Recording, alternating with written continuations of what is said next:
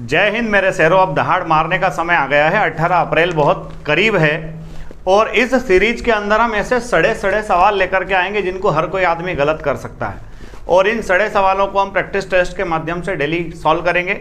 आइए, हमारा पहला क्वेश्चन है बेटा। फर्स्ट क्वेश्चन कह रहा है, डायरेक्शन कह रहा है select the correctly spelled word. ये जो दो क्वेश्चन है, क्वेश्चन नंबर 1 और क्वेश्चन नंबर 2, इसमें आपको करेक्टली स्पेल्ड वर्ड चूज करना है। तो आपको सबसे पहले उस चूज करना है कंसाइंस। तो बच्चों देखो, कंसाइंस अगर ऐसा कोई वर्ड आता है जिसकी स्पेलिंग अपने को पहले से आती है तो आप लिख करके देख लीजिए। आपने लिखा CONSCIENC, कंसाइंस होता है बेटा। तो देखिए कंसाइंस कहाँ है, SI गलत है, SCIS, तो CONSCIENCE कंसाइंस। तो यहाँ पर आपका सेकंड नंबर सही है। आपको थर्ड और फोर्थ में कंफ्यूज होने की जरूरत नहीं है, ठीक है, क्योंकि साइंस की स्पेलिंग गलत है, ये भी साइंस की स्पेलिंग गलत है, ये भी साइंस की स्पेलिंग गलत है। सही आंसर आपका कौन सा है, नंबर 2, ठीक है। इसी लगन के साथ, जोश के साथ और जज्बे के साथ आपको तमाम क्वेश्चन सॉल्व करना है। अगला क्वेश्चन है बच्चों मैग्निफिसेंट, ठीक है। तो मैग्निफिसेंट आपने पढ़ा है। मैग्निफिसेंट क्या होता है, MAGNIFICENT, मैग्निफिसेंट। तो आप देखोगे बेटा मैग्निफिसेंट की स्पेलिंग मिला लीजिए। ये मैग्निफिकेंट हो रहा है, ये मैग्निफिशिएंट हो रहा है, ये मैग्निफिशिएंट हो रहा है। सही आपका जो है वो क्या है, मैग्निफिसेंट है। ये आपका 1 आपका करेक्ट आंसर है। आइए चलते हैं क्वेश्चन नंबर 3 पर। कमेंट बॉक्स में आपको अपने सही आंसर्स को कमेंट करते चलना है बच्चों, ताकि आपको भी पता चले कि आपके मार्क्स कितने आ रहे हैं और यही मार्क्स अपने को परचम लहराने के लिए आगे बढ़ाएंगे। यही सड़े सड़े सवाल है जिनको अपने को गलत करके नहीं आना है। आइए देखते हैं क्वेश्चन नंबर 3 पर। आइए, क्वेश्चन नंबर 3 के लिए डायरेक्शन कह रहा है कि select the same meaning word. ऐसा वर्ड चूज कीजिए जिसका मीनिंग सेम हो। और यहां पर हमको मीनिंग देखना है बच्चों सेन का, SANE, सेन। बच्चों सेन का मतलब होता है लॉजिकल। सेन मीन्स क्या होता है, लॉजिकल। और बच्चों लॉजिकल के लिए सही वर्ड आता है रैशनल। रैशनल सही वर्ड है। ऑब्सक्योर मतलब तो जो गुमनाम है, जिसकी ज्यादा पहचान नहीं है। वाइल्ड मतलब जंगली होता है। एरोगेंट मीन्स हॉटी होता है। तो आपके नंबर 3 का सही आंसर क्या आ जाएगा बेटा, आपका सही आंसर आ जाएगा रैशनल। आ जाइए क्वेश्चन नंबर 4 पर। क्वेश्चन नंबर 3 और 4 के लिए सेम डायरेक्शन है। डायरेक्शन है कि आपको सिनोनिम ढूंढना है। आइए, ये सिनोनिम हमको मिला है। ये सिनोनिम है the story is too fantastic to be credible. अब आप देखिए, क्रेडिबल है बच्चों। क्रेडिबल का मतलब होता है विश्वसनीय। क्रेडिबल मीन्स क्या होता है बच्चों, विश्वसनीय। तो अपने को इतना टाइम लगाना नहीं है विश्वसनीय ढूंढना में। प्रेस वर्दी तारीफ के लायक होता है, रीडेबल पढ़ने लायक होता है, फॉल्स मतलब झूठा होता है। क्रेडिबल के लिए सही आंसर आएगा बच्चों believable. So correct answer is believable. आज ये नंबर 4 के बाद नंबर 5। नंबर 5 कह रहा है select the one which best express the same sentence in indirect और डायरेक्ट नरेशन। आपको डायरेक्ट या फिर इनडायरेक्ट नरेशन का सेम सेंटेंस ढूंढना है, यानी कि सिंपल सा लॉजिक है बच्चों, नरेशन चेंज करना है। क्या चेंज करना है, नरेशन। अब आप देखिए, यहां पर आया है ही सेड और यहां पर कह रहा है has anybody been unkind to you.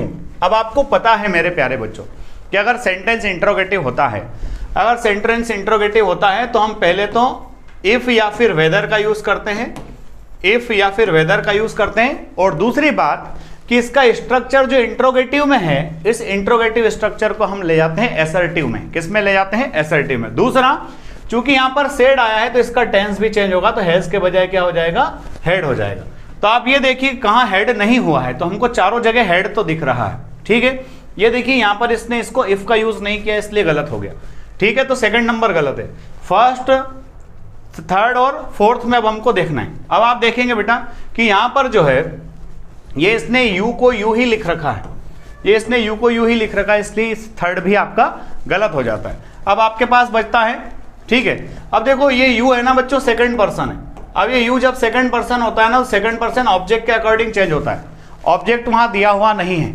जब ऑब्जेक्ट दिया हुआ नहीं होता है तो आप अपने आप को मान सकते हैं, और जब आप अपने आप को मानेंगे तो ये मी आया है, तो यहां पर आपका सही आंसर आ जाएगा ए।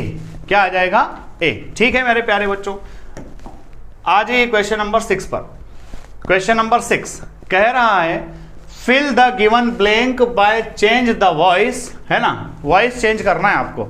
ये ब्लैंक फिल करना है। ये ब्लैंक कैसे फिल करना है, वॉइस को चेंज करके। और वॉइस किसका चेंज करना है, जो अंडरलाइन किया हुआ है सिर्फ इतने का, आई एक्सपेक्ट यू। बच्चों आप बहुत दिमागी लोग हैं, आपने पहचान लिया होगा कि यहां पर कौन सा टेंस है। आई एक्सपेक्ट यू जो है इसमें टेंस है आपका प्रेजेंट इंडेफिनिट, तो यहां पर ये हो जाएगा बच्चों you are expected, you are expected. ठीक है ना, आपको ज्यादा दिमाग लगाना ही नहीं है, जितना आपने पढ़ा है उतना ही लगाना है। आई बिलीव कि आपको आता है, काफी कुछ आता है।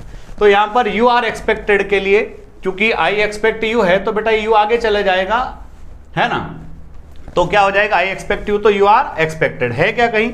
यस ये है, you are expected to, you are expected to complete this work before sunset. ठीक है, टू बी की जरूरत नहीं है, यू एक्सपेक्ट इसने थर्ड फॉर्म नहीं लगाया, आई एम एक्सपेक्टेड भी नहीं होगा, तो सही आंसर क्या है बेटा? सी। क्वेश्चन नंबर 6 का सही आंसर क्या आ गया? सी। आप अपना वैल्यूएशन करते जाइए, और वैल्यूएशन के दौरान डरना, घबराना, चिंतित होना बिल्कुल भी नहीं है, क्योंकि अभी हमारे पास पूरा 1 मंथ है। सड़े सड़े सवाल गलत ना हो, इसीलिए हम ये प्रैक्टिस सेट लगा रहे हैं, क्योंकि प्रैक्टिस सेट लगाएंगे तो अपनी कमजोरियों को अपन जान पाएंगे, जब कमजोरियां सामने आएगी तो उनको दूर कर पाएंगे, यही इसका मेन मोटो है। आइए नंबर 7। नंबर 7 कहता है बच्चों कि rearrange the following parts into a meaningful sentence. वो कह रहा है कि मीनिंगफुल सेंटेंस में इसको आप रीअरेंज कीजिए। ये कह रहा है the sick people and prescribed medicine person who looks after so that the patient recovers fast the doctor is a. तो आप इन चारों को पढ़ रहे हैं मेरे प्यारे बच्चों, तो आपको समझ में आया है कि शुरुआत यहां से हो सकती है। कहां से? द डॉक्टर इज ए, कि डॉक्टर क्या है। तो आप देखोगे बेटा द डॉक्टर इज ए क्या है? Person who looks after. Doctor एक ऐसा व्यक्ति है जो देखता है, तो अपने को कहीं ना कहीं ऐसा लग रहा है कि एस के बाद क्यू आ जाएगा। ठीक है बच्चों, आप ऑप्शन में देखिए एस क्यू कहीं पर है क्या? ये एस क्यू अपने को मिलता है, इस एस क्यू को फिर से मिला करके देख लीजिए कि the doctor is a person who looks after, फिर pee the sick people and prescribe medicine so that the patient covers fast, recovers fast. तो सही आंसर क्या आ गया बेटे आपका? सही आंसर आ गया सी। ठीक है, बिल्कुल डरना घबराना नहीं है, क्योंकि कोई भी परेशानी इंसान से बड़ी नहीं है, क्योंकि जितनी भी परेशानियां हैं वो खड़ी कौन करता है? परेशानियां खड़ी करने वाला भी इंसान है, उनको सुलझाने वाला भी इंसान ही। ठीक है, सिर्फ हारा वही है जो लड़ा नहीं है, तो अपने को लड़ते रहना। आगे देखिए इन दी बेनिफिट्स, ये भी सेम है, आपको यहां भी PQRS ही बताना था मेरे प्यारे बच्चों। In the benefits of expanding market for the new agriculture of high value activities, commercial small holders deliver surplus to food markets and share. तो ठीक है बच्चों, यहां पर एक हिंट मुझे मिल रहा है, वो आपको बताता हूं। डिलीवर के साथ टू आता है, डिलीवर्स टू। तो आप ये देखिए कि RS कहीं है क्या? RS कहीं है क्या? और आपको RS सिर्फ यहां मिल रहा है। अब इसको पढ़ करके देख लीजिए कि commercial small holders deliver surpluses to food markets and share in the benefits of expanding markets for the new agriculture of high value activities. सही आंसर आ जाएगा बेटा डी। एक हिंट मिला, पढ़कर देखा, जम गया, उसको आपने आगे कन्वर्ट कर दिया। ठीक है, आइए अब आते हैं क्वेश्चन नंबर 9 पर। क्वेश्चन नंबर 9 आपसे कहता है, क्या कहता है? Choose the alternative which best expresses the meaning of the underline idiom and phrases. वो कह रहा है कि जो अंडरलाइन किया हुआ इडियम है इसका मीनिंग बताइए। और अंडरलाइन मीडियम होता है बच्चों फॉर गुड। मेरे प्यारे बच्चों, आप सबको पता है कि फॉर गुड का मतलब होता है परमानेंटली, कि ही लेफ्ट इंदौर फॉर गुड, उसने इंदौर छोड़ दिया, किसके लिए? हमेशा के लिए। तो फॉर गुड मीन्स होता है परमानेंटली, परमानेंटली यहां पर दिया हुआ है। सही आंसर क्या हो जाएगा बेटे? क्वेश्चन नंबर 9 जो है सही आंसर। ठीक है, आगे देखिए नंबर 10 के लिए कह रहा है चूज द करेक्ट प्रीफिक्स और suffix for the following question. जो क्वेश्चन है इसमें कौन सा प्रीफिक्स आएगा या फिर कौन सा सफिक्स आएगा उसको आप बताइए।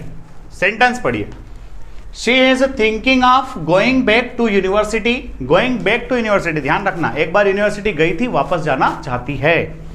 She is thinking of going back. बच्चों इस गोइंग बैक में बहुत बड़ा राज छुपा हुआ है। Going back to university and taking a graduate course. देखिए ऑलरेडी यूनिवर्सिटी गई होगी तो ग्रेजुएशन कर चुकी होगी, अब वापस जाना चाहती है मतलब पोस्ट ग्रेजुएशन करना चाहती है। तो ऑप्शन में आपके पास अंडर, प्री, पोस्ट और यूनी है, तो यहाँ पर सही क्या हो जाएगा? Post graduate course. लॉजिक पूरा आपको समझ में आ जाना चाहिए कि पोस्ट ग्रेजुएट ही क्यों है, क्योंकि यूनिवर्सिटी में जाके व्यक्ति अंडर ग्रेजुएट कोर्स भी कर सकता है, पर उसने यहाँ पर अपने को लिखा है कि गोइंग बैक, वापस जा रही है। ठीक है, ठीक है, तो गोइंग बैक वापस जाना चाहती है, तो जाना चाहती है वापस, तो अंडर ग्रेजुएट करके तो आ गई होगी, अब क्या करेगी? पोस्ट ग्रेजुएट करेगी। ठीक है बच्चों, आइए अब नेक्स्ट है a student will fail, he does not work hard. एक स्टूडेंट फेल हो जाएगा, एक स्टूडेंट फेल हो जाएगा अगर वो मेहनत नहीं करेगा। तो यहां पर सिंपल सी बात है बच्चों, इफ आएगा। क्या आएगा? इफ, क्योंकि बिकॉज तो आएगा नहीं यदि वो मेहनत नहीं करेगा। अंटिल भी नहीं आएगा क्योंकि टाइम का कोई सेंस नहीं यहां पर। दो मतलब यद्यपि भी नहीं आएगा क्योंकि यहां पर डायरेक्ट ओपन कंडीशन है कि एक स्टूडेंट फेल हो जाएगा अगर वो मेहनत नहीं करेगा। तो यहां पर सही आंसर क्या है बेटा? इफ। करेक्ट आंसर आपका है इफ। ठीक है, चलिए आगे बढ़ते हैं, क्वेश्चन नंबर 12 पर आते हैं। The garbage has been disposed, garbage dispose किया जा चुका है। बच्चों ये प्रीपोजिशन का क्वेश्चन है, डिस्पोज के साथ में ऑफ आता है, डिस्पोज्ड ऑफ। यहां पर ज्यादा सोचने की जरूरत ही नहीं है। अगर आप प्रीपोजिशन के जो फिक्स्ड प्रीपोजिशन हैं, इन फिक्स्ड प्रीपोजिशन को 2, 4, 6, 10 बार अगर आप अच्छे से पढ़ लेंगे तो डेफिनेटली प्रीपोजिशन आपको बहुत हेल्प करेंगे। आप इनको आराम से अपने हिसाब से अच्छे से मेमोराइज करते रहिए कि डिस्पोज्ड के साथ ऑफ आता है तो OFF ऑफ बिल्कुल सही है। आइए नेक्स्ट क्वेश्चन पर, और नेक्स्ट क्वेश्चन आपसे कहता है बच्चों अ इंटरेस्टिंग बुक। अब देखिए इतना सड़ा क्वेश्चन भी आ सकता है और अपने से गलती करा सकता है। आप समझ गए होंगे सड़े का मतलब क्या। आ इंटरेस्टिंग, भाई इंटरेस्टिंग है तो आ नहीं आएगा भाई ना। एन इंटरेस्टिंग बुक, क्या आएगा? An interesting book a tale of two cities was written by Alexander Dumas. ठीक है, तो उस इंटरेस्टिंग से पहले ए नहीं आएगा, एन आएगा। एरर कहाँ है? पार्ट ए में एरर है। सड़े सड़े सवाल, हंसी मजाक में जवाब, है ना। एयरफोर्स के लिए तैयार होते हुए मेरे विद्यार्थी। आइए बच्चों नंबर 14 देखिए। Kalidas is a Shakespeare of India. बच्चों आपने सुना होगा कि जब भी हम किसी प्रॉपर नाउन को कॉमन नाउन की तरह इस्तेमाल करते हैं तो जनरली हम लोग द लगाते हैं। क्या लगाते हैं? The. Kalidas is the Shakespeare of India. Kalidas is the Shakespeare of India. जो कालिदास जी है वो हमारे क्या है? शेक्सपियर ऑफ इंडिया है। तो यहां पर बी में एरर है, द के बजाय क्या आएगा? सॉरी, ए के बजाय क्या आएगा? द आएगा। ठीक है, आइए आगे देखते हैं। ये आपका एडजेक्टिव का क्वेश्चन है बच्चों। इतने सिंपल क्वेश्चन आते हैं, एडजेक्टिव का क्वेश्चन। देखिए क्या क्वेश्चन है। Select the option which is the correct form of the given sentence. ये जो सेंटेंस दिया है इसका करेक्ट फॉर्म क्या है? ये जो सेंटेंस दिया है इसका करेक्ट फॉर्म क्या है? तो बच्चों देखना यहाँ पर करेक्ट फॉर्म आपसे पूछा है उसने कि करेक्ट फॉर्म क्या है। तो हमने पढ़ा है कि जब हम कंपैरेटिव एंड कंपैरेटिव की बात करते हैं तो the plus comparative and the plus comparative. तो कह रहा है higher you go cooler it is, तो इसमें हो जाएगा the higher you go the cooler it is. तो ये थर्ड ऑप्शन सही, the higher you go the cooler it is. यहाँ पर ये भी सही हो सकता था पर इसमें यहाँ पर द नहीं लगाया इसलिए गलत है। ठीक है बच्चों, और ये यहाँ पर भी द नहीं लगाया इसने, ये भी गलत है। और ये नन ऑफ द अबव की जरूरत नहीं क्योंकि यहाँ पर अपना सही आ रहा है the higher you go the cooler it is. जितना ऊंचा जाओगे उतनी ठंडक आपको मिलेगी। यस, तो क्वेश्चन नंबर 15 भी हो गया है। आई होप कि आप लोग बहुत अच्छा कर रहे होंगे। अब देखिए प्रोनाउन का क्वेश्चन आया है बेटे, प्रोनाउन का क्वेश्चन आया है। इंस्ट्रक्शन सेम है कि जो सेंटेंस लिखा है क्या इस सेंटेंस को आप सही तरीके से जमा सकते हैं, क्या इस सेंटेंस को सही कर सकते हैं। ये कह रहा है I he and you are class fellows. ठीक है, तो इसमें हमको क्वेश्चन देखकर ही समझ में आ गया कि प्रोनाउन का जो सीक्वेंस है वो सही नहीं है। नॉर्मल सीक्वेंस है इसलिए 2 3 1 आना चाहिए। 2 3 1 मतलब पहले यू आएगा, फिर ही आएगा और फिर आई आएगा। तो देखो कहाँ ऐसा आया है। यस, ऑप्शन बी में you he and I R class fellows. तो सही आंसर क्या है? सही आंसर है बी। यस, आगे बढ़ते हैं मेरे प्यारे बच्चों। ये अब क्वेश्चन नंबर 17 है। Choose the one which can be substituted for the given sentence. Study of the interaction of people with their environment. एक तरह से वन वर्ड है बच्चों, और इस वन वर्ड को कह रहा है कि एक व्यक्ति की या लोगों की उनके एनवायरमेंट के साथ स्टडी को हम क्या कहते हैं? तो व्यक्ति और उसके पर्यावरण के बीच का रिश्ता जो होता है उसके अध्ययन को हम क्या कहते हैं? इकोलॉजी कहते हैं। सबको याद है, आपको भी याद है। सड़ा सवाल आसान जवाब पर गलत नहीं होना चाहिए। 20 में से 20 आना चाहिए ताकि वर्दी एयरफोर्स की हम धारण कर सके। 31 स्टूडेंट्स जो अभी अपने गए हैं हम उनके जूनियर के फॉर्म में वहाँ ज्वाइन करें, उनसे मदद लें, उनकी हेल्प लें और अपने कंधों पे एयरफोर्स की, है ना, पट्टियाँ हों, फत्तियाँ हों, वो मज़ेदार मोमेंट अपने को जीना है। One of the following is the best teacher to learn music. बच्चों वो कह रहा है कि इनमें से कौन से टीचर हैं जो म्यूजिक सीखने के लिए अच्छे हैं। तो बच्चों जब चॉइस की बात आती है, जहाँ चॉइस की बात हो वहाँ विच आता है। तो यहाँ पर विच सही है, which one of the following, which one of the following. जहाँ चॉइस की बात आए वहाँ क्या लेकर आना है? विच लेकर के आना है। तो विच यहाँ पर सही है, विच यहाँ पर सही। आ जाइए क्वेश्चन नंबर 19 पर। As I opened my eyes I strange sight. तो आई मैंने क्या किया? आई सा नॉर्मली, है ना, ओपन पास्ट है तो पास्ट है इसलिए पास्ट आएगा, तो जनरली क्या आएगा बच्चों, सा आएगा। ये लुक्ड मतलब किसी को नॉर्मली देखना, किसी पर लुक एट मी ऐसा होता है। वाच जब आप टेलीविजन मैच वगैरह इस तरह से कोई चीज देख रहे हैं, और ये नेचुरल सीइंग के लिए क्या आएगा, सा आएगा। तो यहाँ पर सही आंसर क्या है बच्चों, सा। देखिए आप इतने आसानी से इन क्वेश्चंस को सॉल्व कर रहे हैं और आप देख रहे हैं कि बड़े आसान क्वेश्चन है। He said that he going to Jaipur, ठीक है बच्चों। यहाँ ये आपको दिख रहा है कि एक तरह से आपका इनडायरेक्ट नरेशन में जा रहा है। ही सेड दैट, उसने कहा कि वो जो जयपुर जा रहा था, है ना। इज तो आएगा नहीं, इज क्यों नहीं आएगा, क्योंकि पास्ट है, तो इज तो आएगा नहीं। ही के साथ वर्ब भी नहीं आएगा। Has been going to Jaipur, कोई टाइम भी दिया हुआ नहीं, इसलिए ये भी नहीं आएगा। चूंकि ये पास्ट प्रेजेंट है इसलिए आएगा नहीं, एग्री नहीं करेगा। सही आंसर है वाज। तो मेरे प्यारे बच्चों, आपने देखा कि 20 सड़े से सवाल जिनके आसान से जवाब, पर इन सवालों के जवाब आपकी तरफ से गलत नहीं होना चाहिए। हम लोग इसी तरह से डेली आपके लिए प्रैक्टिस सेट्स लेकर के आते रहेंगे जब तक कि आपकी एग्ज़ाम नहीं हो जाती। 18 अप्रैल तक हमारा सिलसिला, हमारी मुलाकातों का सिलसिला जारी रहेगा। आप भी बने रहिए। अगर अच्छा लगा हो तो अपने दोस्तों तक इसको पहुँचाना ना भूलें। लाइक शेयर और सब्सक्राइब जरूर करें। आज के लेक्चर में इतना ही। जय हिंद, जय भारत, इंकलाब जिंदाबाद, भारत माता की जय।